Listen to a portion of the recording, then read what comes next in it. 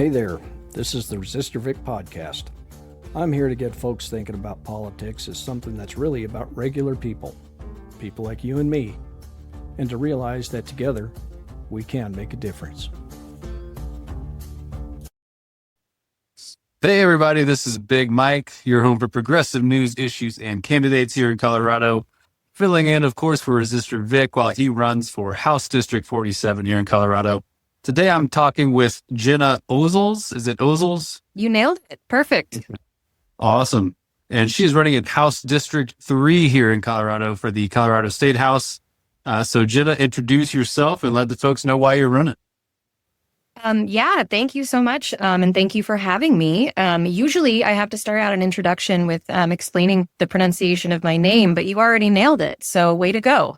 So I grew up here in Colorado. My family moved here when I was like 2 weeks old. And so, I can't quite count myself as from here since birth, but moved out here relatively young. I've seen just the changes that have come to this state in so many positive ways. And I've been a part of a lot of those changes, especially since 2013, when I started working in the policy and advocacy space in the reproductive rights movement. And so I was the political director at a repro organization for many years called Cobalt Advocates, where we did Supreme Court work, pushing against the Trump nominees, pushing against basically everything Trump was doing, while also establishing really great policy here in Colorado. And I decided to run because honestly, I know what it is to be in that building and to see the progress that can happen when we have people that are elected for the right reasons, who are, experienced enough to actually get things done and who know how to navigate the, frankly, sometimes very high school aspect of that building in order to actually pass things. And so, especially after Trump got reelected in 2024, I woke up the next morning and I was like, well, I guess the time has come because I will never forgive myself if I don't go for this. And so, that's the short part of the story, but Very similar to why I started this show. And I can imagine. Yeah, woke up after that election and decided I don't know what I need to do, but I need to do something. And frankly, I was tired of the Democrats just sucking. How do you lose to this man twice? And so this was my push to get involved. Obviously, I'm a progressive. So tell us a little bit. Where are you on the liberal versus progressive Democrat? Are you, a supporter of DSA, Working Families Party? Where are you in that spectrum? So I have always considered myself a progressive. Especially given my career, I've often been the person who has been pushing those Democrats to be better, and who has been really trying to hold those Democrats accountable. In 2022, I actually was very honored to run an organization called Colorado Labor Action. I was the first executive director of that group, and our job, my job, was to essentially establish that coalition, help recruit progressive Democrats who were, not just labor supporters, but truly progressive labor supporters, and to help them get through the primary and to win. And in that year, I won every race I touched. So I not only consider myself... Okay. Humble brag. I mean, a little, you gotta start doing that at some point when you run, right? But yeah, so I not only consider myself a progressive, but I've done the work to really demonstrate that. I mean, I remember being in the rooms talking about, abortion rights back in 2015 and having some of those Democratic leaders say to me, well, we don't say that word. That's too much. That's not, we don't do that. We don't need to talk about that. And me saying, I'm sorry, but you're wrong, and here's why, and pushing on them. And now we have not only, paid family leave, parental leave, support for workers, pregnant workers on the job, but we also have now established abortion as a constitutional right in the state of Colorado. And so that came from that progressive angle of pushing against the party to try to make our leaders not only better, but just more accountable. And so I'm very proud to have been endorsed by Working Families Party in this campaign. And I was endorsed actually several months ago. And I was very, very honored to receive that endorsement. And yeah, so I'm here because I'm a progressive and because I know that we can get a lot of progressive victories in the state capitol if we know how to actually navigate and do it correctly. So that's why I'm here. And it sounds like this goes without asking, but the Worker Protection Act working its way right now through the legislature for the second or third time, I believe, vetoed by Polis before, probably going to be vetoed again unless he, has a stroke or something like John Fetterman. But I'm assuming you're going to support Worker Protection Act again once we replace Polis, ideally with a more progressive Democrat. Yeah, I think, the real key here for Worker Protection Act is as you so clearly mentioned and outlined, is we need a governor that's actually willing to sign it. And frankly, right now, neither Michael Bennet nor Phil Weiser, who I have respect for both of them, but neither one of them has actually said that they plan to support the Worker Health Protection Act. And so I think I have noticed that, yes. Yeah, which I'm frustrated by that. I'll be very honest. I don't this any idea. I've also done a lot of work in voter protection, and so for me, it is so utterly transparent that the second election that they're requiring is quite literally designed in order to try and suppress voter turnout. It's designed to try to, suppress actual victories for labor. And so it's just so obvious to me. But anyway, the point of that, to your actual question, do I plan to support it? I have been supporting it. I've actually led quite a few different days of actions and having people send letters, make phone calls, all that kind of stuff to Polis in the past. And I've already talked to both representatives, Javier Mabry and Jennifer Bacon, who are the primary sponsors on that bill, and have told them that day one, I am ready to go if they want me as a co-prime, if they want me to run something similar, how can we work together? And both of those representatives have also endorsed my campaign, and I'm very proud to be working with them and with the labor unions who have endorsed me so far. The ones who are gonna and the ones who aren't going to either, because you don't have to endorse me. I still want to work with you. So, yeah, I'm a union construction worker during the week. Most of my audience probably knows that by now. Shout out to Liuna 720, Feel the Power. Worker Health Protection Act. Polis isn't probably going to sign it, which is really yes. So the Bennett and Weiser not taking a position. This is my theory. I don't know if this will hold up, but my theory is that Bennett doesn't want workers to know that he's not going to pass it, and Weiser doesn't want donors to know that he is going to pass it. I think that there might be something to your theory on that. Yeah, I mean, hey, neither one of them has shared, they've not only shared it publicly, but they've not shared it with me either. So I certainly can't speak to their motivations, but my guess is you might be onto something there. Yeah. Yeah. And I've reached out to the Weiser campaign. I've reached out to Teddy directly. I'm like, get him on. I need an answer. I can't promise a vote unless I know how you're voting on this. Sure. Yeah.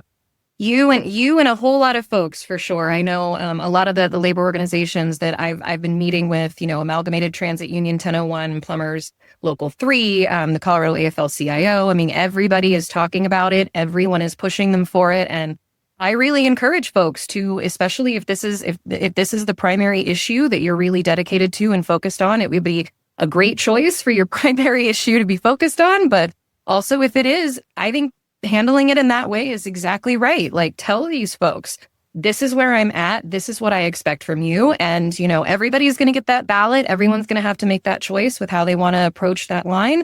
But as far as public endorsements go, as far as public support goes, be very clear about what you expect. And if you expect them to support worker health protection, as I do, don't offer that public endorsement. I have not gone to any of the events really for Senator Bennett or for Attorney General Weiser in this campaign, not because I have some heated dislike of either one of them or anything, but just because I don't necessarily see anything worth really jumping into this right now. We're going to have to navigate progressive victories through both of those offices, whichever one it may be. And I'm trying to position myself in a way where we'll be able to do that.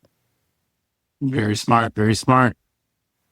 All right, let's jump to some national news. My home state of Louisiana is currently embarrassing me even further with their decision in the Supreme Court of Calais. And then, of course, we have Tennessee eliminating the only Black majority district in their state this week. So looking at and then, of course, Virginia's redistricting got struck down in their Supreme Court.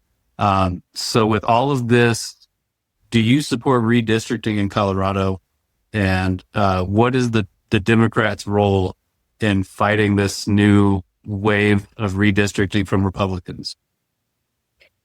So, I mean, I think, obviously redistricting is handled by each individual state. And so I think each individual state is going to have their ways of, pushing back against that. A lot of states are unlike Colorado in that redistricting is something that they kind of decide how they're going to do it every 10 years after the census. Colorado does not have that. We have very clear outlined constitutional, walkthroughs of exactly how we do this that were voted on and supported very recently. Unlike something, say, like Tabor, which was voted on back in 1992, it is constitutional, but it's something that was voted on by and I think when I did the math once, I figured out it could be at most about 20% of the current residents of this state voted in 1992. So Tabor is, in my opinion, a giant thing that we need to get rid of, that our state does not necessarily have recent precedent on. But the redistricting measures we actually do, like we just passed that with the still large majority of the population here in Colorado. So I think our approach to that needs to be cognizant of the fact that we do have these constitutional requirements. So if we are going to redistrict within the state before 2030, when we would be doing it, we need to be able to also adjust the Constitution, which is a very hard thing to do. And so otherwise, we're just going to end up in legal battles in the courts for the next several years, spending money that the state does not have, and probably really only be able to do it by the time of 2030 anyway. So I will admit I'm hesitant about it, but I do think that the strategy of bringing it to the forefront, talking about it, getting people's opinions on what we should be doing is actually going to lay the groundwork for us potentially adjusting the Constitution in the future and allowing us to be able to redistrict a little bit more freely when we need to. Gotcha. Yeah. You say we did pass this relatively recently, but I think it was before we saw all of this move from Republicans to redistrict, particularly in the South. I mean, I've been telling Republicans here, the Republicans I meet in Colorado are very, or at least in Denver, I don't know about the rest of Colorado, but are very business-minded Republicans. And what I try to tell them is like, you don't know what you're supporting in the South. It's still very racist down there. Mm-hmm. And we're seeing it play out right now. And what I am expecting is basically a new Jim Crow, where they're just going to white out the entire South. No Black representation, no Latino representation. And I feel like, yes, we voted on this recently. Yes, it's going to be a legal battle, but we can't leave those people. Worth the conversation for sure. Yeah. We can't leave them to the whims of the Republicans, or we're going to be looking at a new Jim Crow. Yeah, I mean, we've been fighting voter suppression, especially within the South, for decades and decades, and unfortunately, it's in some ways we've made things a little bit better in some areas, and in some ways we haven't. I mean, even think back to 2000 in the presidential election, we lost Florida because we had a bunch of racist policies worked into who was actually allowed to cast a ballot that year. We disqualified a lot of Black voters simply because they had similar names to other voters that were disqualified from the rolls, right? And so this is, this is not something new, essentially. I mean, we are a culture that is literally just, we are marinating in white supremacy right now. Like that is what, the South, yes, but it's here as well. It's not just in the South. It is all over this country. And so, to your point, that's where I think that it's a really valuable conversation that we need to be having. I don't necessarily know how, us redistricting in Colorado right now, even though that would be really awesome if we could do that, we just can't because we have this constitutional measure that makes that really, really hard and would take many, many, many years. If we could do that, I don't necessarily know how that fixes what's happening in Louisiana and how that necessarily, like it would be more votes, obviously, in Congress, which would be great. That would be fantastic. But it's addressing a symptom, not the actual root of the problem. And the root of the problem is white supremacy baked into our law, baked into the Supreme Court, frankly, at this point. I mean, with the Trump Supreme Court that we have, the MAGA Supreme Court, which is really how we need to start referring to it, in my opinion, but it's baked in. And I don't necessarily know how us getting into that legal battle is going to inherently actually overturn and fix all of that, but it's worth the fight. I would definitely say it's worth the fight and it's worth the conversation, because we need people talking about redistricting. I was very heavily involved in the redistricting process in 2020 and 2022. And I say 2020 and 2022 because it relates back to the census. And frankly, a lot of people don't even get that, right? Like, we talk about redistricting as kind of this separate thing, but then we have really low participation with the census because people don't understand how they work together. And I mean, just this conversation here can be helping people to learn and realize that, hey, if I want redistricting and I want more appropriate, districts and more appropriate representation, then I need to make sure that me and all of my friends are filling out the census as well, right? So it's this ongoing kind of circular question. But I do realize, yes, of course, like, we're not going to be able to do this for the next election like some of these other states have. But I think starting the process now, instead of like, oh, are we going to do it? Like, sit here and bickering about it for until 2030, and then we have to wait another 10 years. So I just think it's super important we get that started now. And thanks for bringing up the conversation, because that's how you get it started. So yeah. So I do want to jump kind of in that same vein. Tabor has been a nightmare for our budgets, for education, for transportation, for everything here in Colorado. Would you support repealing Tabor in the short term or the long term? And I believe there's an effort now to kind of sidestep education from Tabor at the Capitol. Would you be supportive of those moves?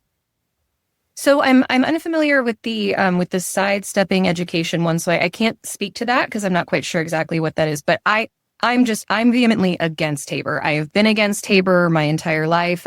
Speaking of, I think the only two things I've already said, like, sign me up as a co-sponsor for day one, is that Worker Health Protection Act and the effort to overturn Tabor with a lawsuit from the state legislature. Because frankly, part of the issue with us even being able to go after Tabor has been that there has been no case that we can really bring, because we need to have what's the phrase, like impacted party, affected. So we basically need someone who has been harmed by the measure to bring it forth. Now, I would argue, of course, the entire state of Colorado has been harmed, but having the entire state of Colorado as voters do a lawsuit is pretty hard. But the legislature can do that. And so I've actually already talked with the bill sponsor of that as well. And I want to be working with him to try and build support around that, because I actually think, from my experience in the policy realm, that might be actually one of the best ways that we could go about it, because we would have an impacted and harmed party actually bringing the lawsuit forward, which might actually be a way to get it done without having to take it back to the ballot. Because unfortunately, we still have a lot of voters who, I mean, you tell them just the name of it. Republicans have been very, very good at this, right? They call themselves pro-life when they assassinate abortion doctors and stand outside of clinics and harass people, in the exact same way that they named this Tabor, the Taxpayer Bill of Rights, because people like that phrase. They like that phrase. They like the idea of being able to vote on tax measures and tax increases, even though it's actually harmful. It's not helping people. It's actually harming the state. They like it. And so I think, this legislative lawsuit pathway is going to be the best way to go about it. Sounds good. Well, I saw the education thing. I'm not super familiar with it either, but I saw that there. I'll have to look more into it. But yeah, they're trying to kind of eliminate education from Tabor responsibilities. Which of course I'm in favor of. Obviously, I would like to get rid of it. Hey, right? I mean, anything that can start taking apart Tabor, I'm all for. I think that would be great. But yeah, I'm just not familiar with that specific measure. But if that's something that we can do and that's feasible, that's awesome. Let's do it. Yeah. And to your point about so many people still supporting Tabor, like I don't understand. Like I learned in school, like paying taxes is a duty. Like you learn about, you have rights and you have duties as a citizen. And paying taxes is one of those duties. And somewhere along the way, Republicans have just so brainwormed this population into believing that taxes are theft. And it's infuriating, honestly. Yeah, I'm with you. All right. So let's see. Wanted to jump over to AI regulation. Obviously, Polis is famously a tech bro. Not a big fan of regulating industry, much less tech industry. So where are you on AI regulations? And that could be, for children or for job protection. Tell me your thoughts on that. Yeah. It's a great question. And I know that there is a bill right now, that is being brought up to limit and or eliminate. I would need to go back and read the bill text. I think there was just an amendment in the last few days, so I would actually need to go and reread that. But there is a measure about children's access to AI in schools and on the school technology that they actually get. I was horrified. I was talking to a friend of mine who has 2 4-year-old twins. And her twins on their little, preschool, kindergarten, I'm bad with ages, but when they went into school, they got a little tablet. They got a little, thing for technology that they're supposed to use and start learning on. And it is already, it came set already with an AI companion on it. And she doesn't want her kids to be talking to an AI companion, which I think she's 100% right to not want that. These can be incredibly dangerous tools that we don't necessarily understand the impact that it has on not only socialization, not only, brain development, but we don't know how that is impacting adults, let alone how that's impacting children. And so the idea that you're going to hand a kid a tablet with an AI companion before they've even learned to read and write with a pencil is absolutely outrageous to me. We're seeing AI psychosis in adults who, start falling in love with their phones or whatever it is that happens. And you want to put this in the hands of children. Like, what is the thought process there? Oh, yeah. I think it's laziness, honestly. I think a big part of it is just laziness. There's also a huge, you mentioned how our governor is such a tech bro, right? And I make the joke all the time that that's what happens when you have a 14-year-old, who's obsessed with video games, basically running your state. Like he just thinks, ooh, technology, this is cool. And frankly, I think that there's a lot of people like that who are still kind of in this mentality of if it's a new technology, it must be great. When of course that is not the case. It's also hugely environmentally detrimental. We are in one of the worst droughts that I personally, I've lived here. I'm 37 years old. I've lived here for 37 years, and this is the worst drought I have personally ever seen, and any of any that I remember. And now we're talking about building AI data centers in an area where we are already experiencing major drought. Our insurance rates are through the roof, and that's for a lot of different reasons, but one of those being environmental disasters like fire. And now you want to not only take an unregulated technology, you want to put it in the hands of children, you want to embed it into absolutely every single thing that we use, so we're being spied on even further without any regulation on that either. And then you want to build facilities that are going to actively make the drought and the fire danger worse.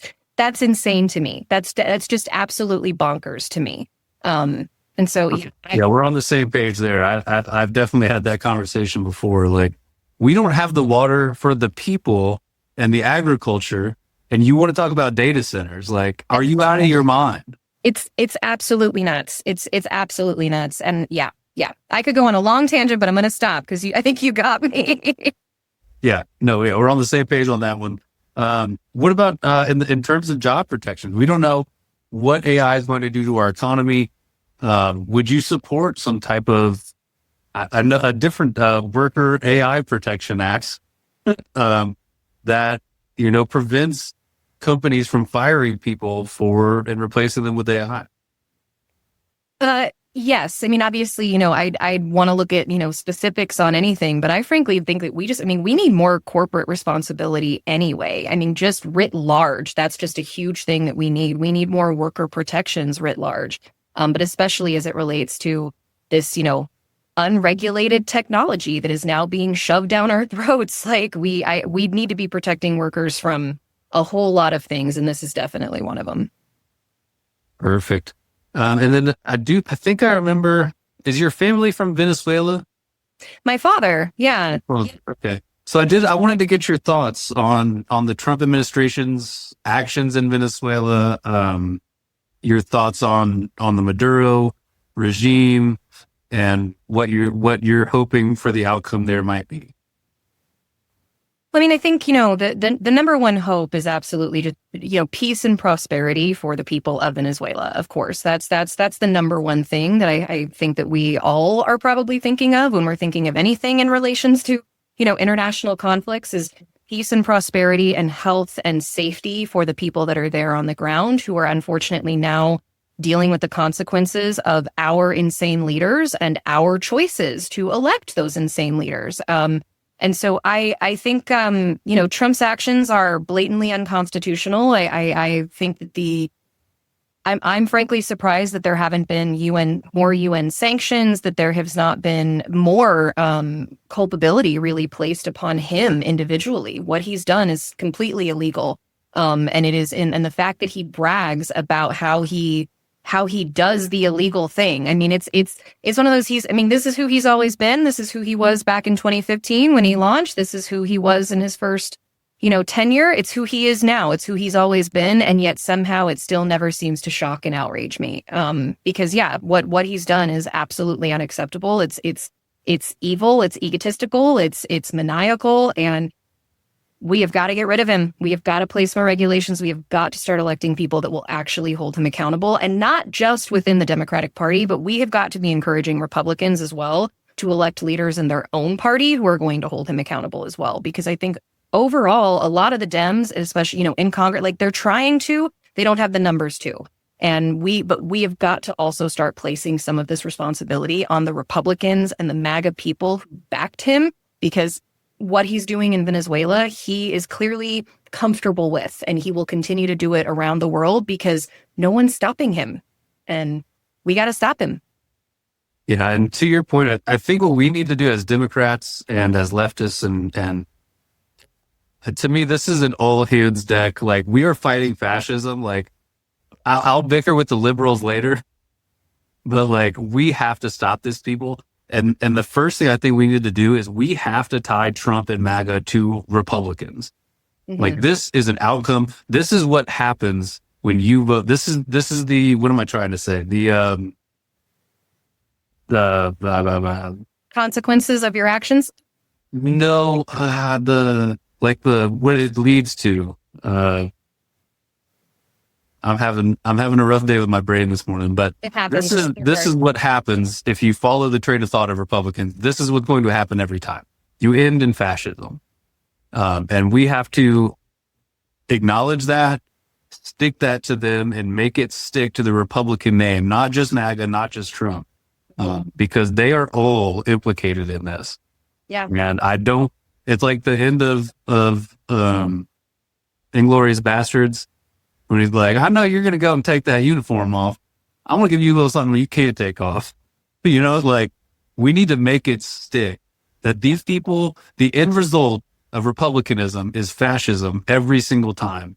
And we have to make that clear. So yeah, sorry for going on a rant there, but you're good. Yeah. I mean, and I'm with you, right? I mean, this is, and it goes, this goes all the way back to Reagan and even pre-Reagan, right? I mean, the Republicans have been very comfortable with this concept of cruelty and punishment. And, don't get me wrong. I've been one of the first people that's been out there telling Democrats that they're not doing good enough, that they need to be better. I was recruiting people and helping them run for office to try to make them better, right? But at the same time, like, the Republicans have openly accepted cruelty as just part of how they work throughout the world. And I a lot of people say, they ask, like, well, how could Trump have happened? Where could this have come from? And the thing is that that question always kind of shocks me a little bit, because I'm like, how do you not see that so many people genuinely enjoy the cruelty? They like it. Like, that's not a bug for them. That's a feature. And it's the same thing, like when we talk about, say, Lauren Boebert. I was just having this conversation the other night, and somebody was like, well, I just don't understand. How could they have elected her? And I'm like, because that district likes her. They like that. They like that behavior. And I don't think the whole district, obviously, I mean, that would be like saying that, the gerrymandered South likes the representation they have right now. They don't, absolutely not. But at the same time, like, the voters that did show up in CD4, she's 4 now, right? I'm like double checking my map. Yeah, she's 4 now. The voters in that district, they like it. This cruelty aspect. And like I said, it goes back to Reagan. With his welfare queens and how he was, mocking people essentially for being poor, ignoring the AIDS crisis, and cruelty and racism. It is central to how they operate, and it has been for many, many years. And we have to reconcile with the fact that this is not just a case of, if you give people the right argument or you give them the right data, that their heart is gonna figure it out. Like, it's a feature. It's not a bug for them. And we have to reconcile that reality. Right. And myself as a leftist, I have no problem shoving the right answer down their throats. I know liberals like to be a little softer. I'm like, no, you're going to do this, or we're going to send in the National Guard like fucking Ruby Bridges and make it happen on our own. Yeah. So I don't know, but this has been great. Let the folks know where to find you, where they can support you. So my website is ozolsforhd3.com. You can also find me on Facebook, Gena Ozols for Colorado, Instagram, Gena Ozols for Colorado. And I actually did just launch my own TikTok channel a few months ago as well, where you can find me. And so I'll, of course, share these videos out on there, but would love to have folks follow along. You can sign up to volunteer. I'm building out my summer and fall calendar of events right now, but I will be at community events all throughout Sheridan, Inglewood, Cherry Hills, and Southeast Denver from now until November. So definitely check out my events page as we're kind of building it up. And I'd love to see you in person as well. And always happy to take volunteers, donors. I mean, however you can and want to support, I would love to have you on the team. Fantastic. Well, thank you for coming on. Appreciate your time. I'm sure I'll see you at some Democrat events, and you have a good one. Happy Mother's Day to you and your mother, I'm sure. So, thank you. Good to see you. Thank you. Adios. All right. Thanks. Bye-bye. Well, folks, looks like we're back at the barn and it's time to call it a day. I sure do appreciate you spending your time with me. If you want to help keep this podcast going by supporting me, you can get a paid subscription on Substack, where I'm Resistor Vic. Or if you're the type that'd rather go to PayPal, I'm also resistorvic@gmail.com. Thanks again.